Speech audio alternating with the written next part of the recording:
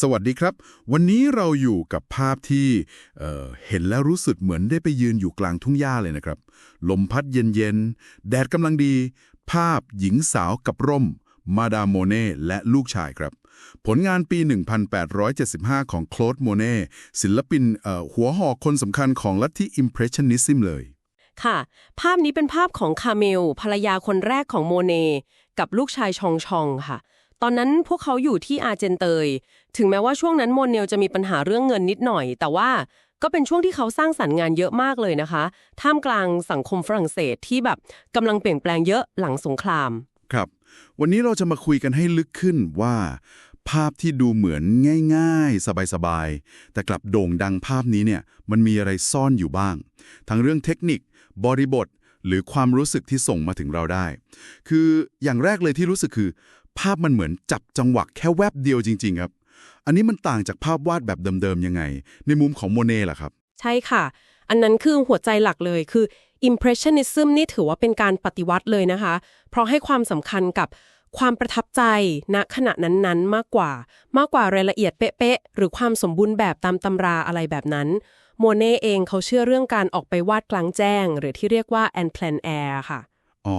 ครับแอนแพลนแอร์ค่ะเพื่อจับแสงธรรมชาติที่มันเปลี่ยนเร็วมากๆจะเห็นเลยว่าฝีแปรงเขาจะดูหยาบๆเร็วๆไม่ได้เกลี่ยเนียนก็เพื่อจะถ่ายทอดความรู้สึกเคลื่อนไหว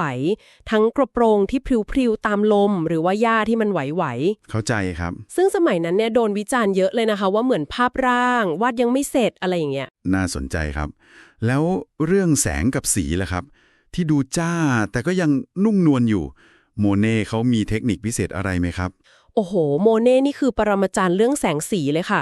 คือเขาจะเล่นกับความขัดแย้งหรือคอนทราสต์เก่งมากอย่างแสงแดดจ้าๆบนพื้นหญ้าแต่หน้าคนกลับอยู่ในเงาร่มใช่ไหมคะครับแล้วเขาใช้สีสดใสมากโดยเฉพาะพวกสีคู่ตรงข้ามอย่างฟ้ากับเหลืองหรือสีเขียวตัดกับแดงอมส้มในดอกไม้เล็กๆพวกนั้นนะคะทำให้สีมันเด่นขึ้นมาที่สำคัญมากๆเลยคือเทคนิคการผสมสีเขาไม่ได้ผสมบนจานสีนะคะเอาเหรอครับแล้วทำยังไงเขาจะใช้แต้มสีบริสุทธิ์ข้างๆกันไปเลยค่ะแล้วปล่อยให้สายตาเราเนี่ยเป็นคนผสมสีเองที่เรียกว่า optical mixing อ๋อเข้าใจแล้วคือให้ส่วนผสมมาแล้วตาเราปรุงสีเองใช่ค่ะประมาณนั้นเลยค่ะไม่น่าแหละครับถึงว่าแม้แต่ในเงามันก็ไม่ได้ดูมืดทึบไปเลยเพราะเขาเลี่ยงการใช้สีดำด้วยใช่ไหมครับถูกต้องเลยค่ะเขาจะใช้สีน้ำเงินเข้มม่วงเข้มหรือเขียวเข้มแทนสีดำไปเลยทำให้ภาพรวมมันยังดูสว่างสดใสแม้แต่บนชุดขาวหรือบนใบหน้าเนี่ยเราอาจจะเห็นเขาแต้มสีเหลือบๆม่วงๆฟ้าๆอ่อนๆสะท้อนสีท้องฟ้าเข้าไปด้วยค่ะละเอียดมากครับแล้วการจัดวางองค์ประกอบภาพล่ะครับมันดูเหมือนเหมือนภาพถ่ายเหมือนกันนะที่แบบถ่ายมาแล้วติดขอบนิดๆอันนี้จงใจหรือเปล่าครับมีส่วนมากๆค่ะการที่เขาเลือกมุมมองต่ำหรือ low angle เนี่ยทำให้ตัวมาดามคามิลดูเด่นสง่าขึ้นมาเหนือเส้นขอบฟ้าไปเลยแล้วการวางลูกชายเยื้องๆไปทางซ้ายนิดนึงอันนี้ก็ช่วยสร้างสมดุลไม่ให้ภาพมันดูแข็งๆแล้วก็ให้ความรู้สึกถึงระยะลึกด้วยครับส่วนการตัดขอบภาพหรือ cropping ที่ดูเหมือนภาพถ่ายเนี่ยก็อาจจะได้รับอิทธิพลจากภาพพิมพ์ญี่ปุ่นหรือ Japonisme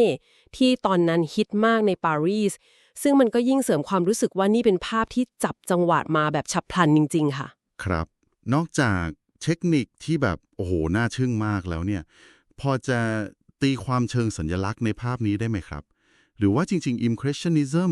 เขาเน้นแค่ความงามตรงหน้าเป็นหลักอืมคือแม้เป้าหมายหลักของ Impressionism คือการจับภาพความประทับใจทางสายตาเนอะคะแต่เรามองแล้วมันก็อดตีความไม่ได้เหมือนกันอย่างร่มเนี่ยก็อาจจะไม่ใช่แค่กันแดดแต่อาจจะเป็นสัญลักษณ์ของ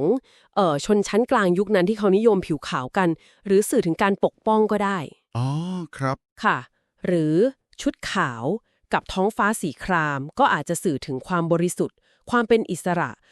ทุ่งหญ้าดอกไม้ก็คือธรรมชาติความงามการพักผ่อนนอกเมืองแล้วก็แน่นอนค่ะภาพแม่กับลูกมันก็สื่อถึงความอบอุ่นความผูกพันในครอบครัวซึ่งเป็นสิ่งที่โมเน่ให้ความสำคัญมากๆเข้าใจชัดเจนเลยครับสรุปง่ายๆก็คือภาพหญิงสาวกับร่มนี่ไม่ใช่แค่ภาพครอบครัวสวยๆธรรมดาแต่มันเหมือนเป็นบทเรียนชั้นดีเลยเรื่องการวาดแสง สี แล้วก็การหยุดเวลาไว้ในเฟรม ซึ่งเป็นแกนของ Impressionism จริง ใช่เลยค่ะ ภาพนี้สะท้อนทั้งชีวิตส่วนตัวของศิลปิน ที่เขามองเห็นความงามในสิ่งรอบๆตัว แล้วก็สะท้อนภาพสังคมด้วย ที่แบบชนชั้นกลางเริ่มมีเวลาว่าง มีวัฒนธรรมการออกมาพักผ่อนหย่อนใจกลางแจ้งกันมากขึ้น ถือเป็นบันทึกทางประวัติศาสตร์วัฒนธรรมชิ้นหนึ่งได้เลยนะคะ ๆ ขอบคุณมากครับสำหรับข้อมูลเชิงลึกวันนี้ได้อะไรเยอะเลยครับ สุดท้ายนี้ก็อยากจะทิ้งท้ายให้ลองคิดกันต่อนะครับว่า การที่ศิลปินหยิบเอาเสี้ยววินาทีส่วนตัว ที่ดูเหมือนจะธรรมดามากๆ มาบันทึกไว้แบบเนี้ยทำไมภาพเหล่านี้ถึงยังคงสื่อสารกับเราได้อย่างทรงพลัง ยังคงตรึงใจเราได้ข้ามผ่านเวลามาจนถึงทุกวันนี้